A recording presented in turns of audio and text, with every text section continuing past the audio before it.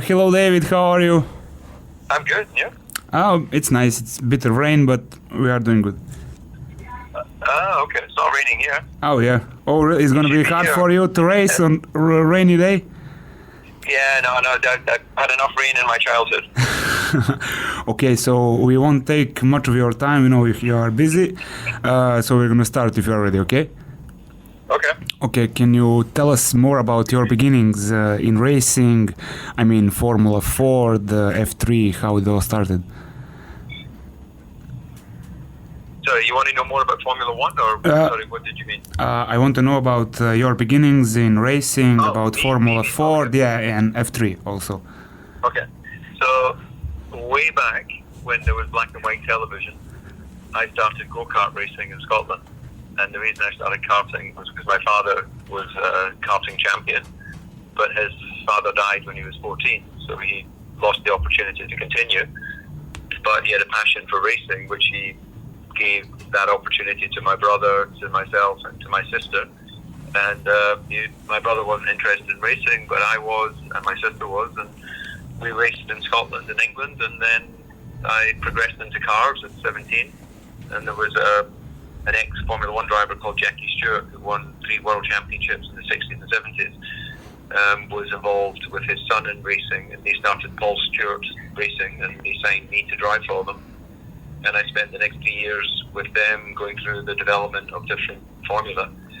And I became the test driver for Williams' Formula 1 team on the back of that. And then through the death of Ayrton Senna, I was promoted to being the race driver in '94. And then that led to ultimately finishing my career after 4 seasons with Red Bull Racing, which Red Bull Racing was born out of Paul Stewart Racing. So Paul Stewart Racing became Stewart Grand Prix, it then became Jaguar. It was then bought by Red Bull. So a lot of the people I worked with at the end of my career, I've been working with at the beginning of my career. Okay, could you tell us more about your rivalry with Rubens Barrichello in F3? I heard that was funny. Yeah, well, Rubens and I raced against each other since 1990 in Opel Lotus, and then again each other in Formula 3. And I won more races that season than he did, but because of reliability, I finished second to him in the championship. And then we ended up, of course, competing against each other in Formula 1. And, you know, he was at Ferrari for several years when I was at McLaren, and we were obviously rivals, but friends. And even today, we still have good contact. That's so cool. I wanted to ask you, considering you had 13 wins in F1, if I'm not wrong, how hard it is to win a race and what it takes. I know it's a different combination of factors such as luck, weather, and tires. Can you tell us more about it? Yeah, you're absolutely right. It takes a number of different factors to win a Grand Prix. Having a fast car isn't enough. If you, for example, look at Red Bull Racing with Max Verstappen and Sergio Perez, then Max does most of the winning. So even in a winning car, it can be difficult for Checo to sort of deliver the level of results. And same for anyone who was teammates with Michael Schumacher. You know, there's always eras of a sport where you have exceptional, and whether that's a Ronaldo, a Messi, whether it's a Djokovic or Federer, it doesn't really matter. The Williams sisters, it could be anyone that's your favourite, but any given era has exceptional athletes, and they exploit the machinery or the opportunity to a high level. So winning is difficult. That's why when you do win, you obviously try and savour the moment as best you can. Okay. I wanted to ask you just one last question from my side. Development of Formula since you started racing until you finished. What happened with those cars? Did they change? Yeah, it changed a lot, of course. Formula 1 when I started in the early 90s was still the fastest form of single-seater racing, but it was, let's say, fairly analog in its approach. And then over time, it's become incredibly data-driven. A lot of big data is extracted from the cars and deployed in the performance of the cars. A lot of the car is now designed using CFD, computer design programs,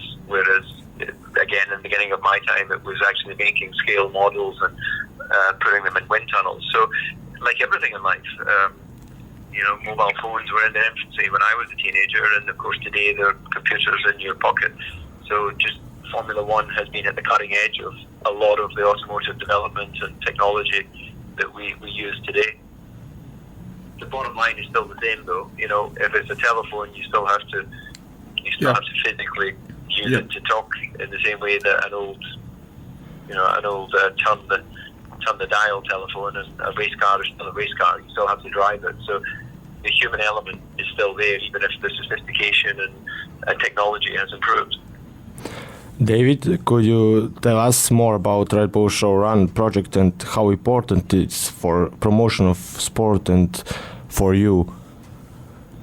Well, I consider myself very lucky at the age of 51 to still get invited to drive a Formula One car, and of course not in a race because I'm not capable of doing that anymore, but in a way that presents Formula One. And Red Bull have been very active, I would say the most active Formula One team in bringing Formula One cars to the people, and there's no question.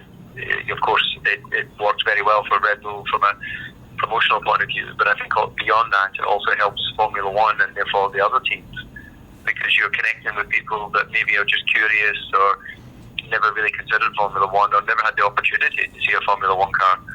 And yes, it's just a car, but it's a fast, loud, powerful car which is incredibly sophisticated, a lot of technology, and the running show cars allow an opportunity for people to get very close and to have access and opportunity to see a little bit of the team and talk to some people and also see the cars running. So I think they're very important events, whether you're a fan of sport or not. I think that all the cities we go to, in some cases like in Argentina, we had 100,000 people turn out to watch, which is shows the importance socially for these events in cities as well. It brings people together. Sport is a peaceful endeavour.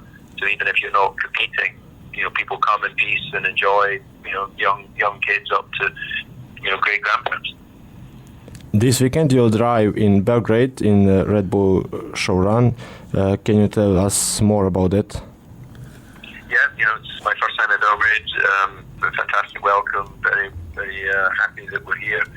Looks like the actual location of the show run is a good site, let's say, wide street, so that gives you opportunity to safely demonstrate a little bit the speed of Formula One whilst also put on a bit of a show.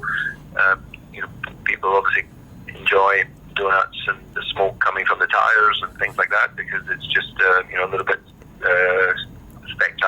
spectacle. So yeah, I think it promises to be a very nice show run. So maybe next time we'll be in your town.